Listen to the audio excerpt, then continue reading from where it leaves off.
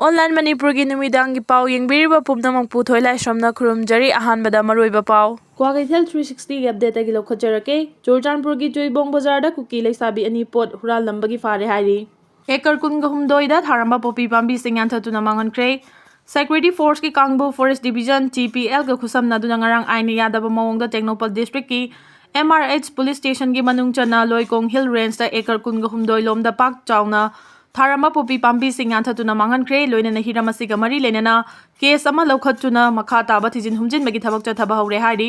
Amaromda security ki akanba ngak senbagi Thabak lokhatuna National Highway 37 Imphal Jiribam lambida pochai pusilakpa truck chamaga tara taret aduga Imphal Dimapur lambida truck gari chahumga kunthra mathoi ngasi Imphal yaurakre. Loinana lamdam asigi tongan-tonganba mafam chamaga mapanda nakas checkpoint sing hangduna police na achat awok sing check tawbagi thabak chathari. Hauzik fawbada mifa mipun ki paudi yaudri hairi. Moreda laiba security force sing ising supply tawba tanki gari kuki singna hijack tawkhibadu ngarang fangkhre.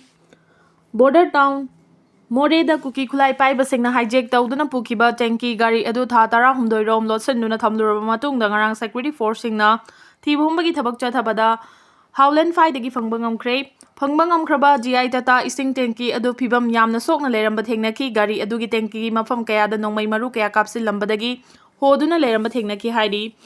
Water tanki gari asi mamang chahi 2024 da Moreda laiba Manipur State Force singda ising supply tawrambadagi ising tanker adubu thaurakhiba Muslim macha anibu Moreda laiba security force singda ising fangali haiduna faraba matungda tamthina fukhibani. Loinana water tanki gari adu Kuki narco terrorist na tha tara humdoi chupna lotsenuna thambadagi ngarang more border town gi mafam kharada security force na combing operation chathabada Howland Faidagi phangba ngamkhibani haidi.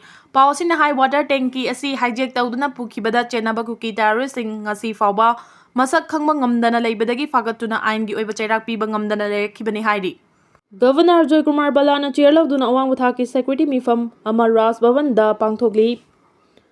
Union Home Minister Amit Shah na chair lawduna New Delhi da Manipur gi matangda awang thaki security review meeting pangthoktuna state asida tangdu laitaba puraknaba kanba wafam thamkhraba matung ngasi Governor Joy Kumar Balana chair lawduna awang thaki security mifam Amar Ras Bhavan da pangthokli ba mifam asida Chief Secretary PK Singh DGP Rajiv Singh Security Advisor Kuldeep 3 Corps Commandant GOC 57 Mountain Division Leimakong IGAR South CRPF amasung BSF ki makok thongba official sing saruk yari ngasi numiyungba matung pung 12:20 kunrom tarakpa duaida haukiba mifam asida kari karamba wafam khanakibano haibagi marik chumbadi hauzik fawbugi oina khangmangamdri adubu thajaningai oiba pawgi likun amagi matung inadi Union Home Minister Amit Shah na chair lawduna tha asigi amada New Delhi da famkiba awangba thaki security mifam aduda lagliba March 9 dagi Manipur gi ching amasung tampaki mafam khudingmakta miyamna athingba amadi ayetpa yaudana free movement oiba wafam yauri hairi.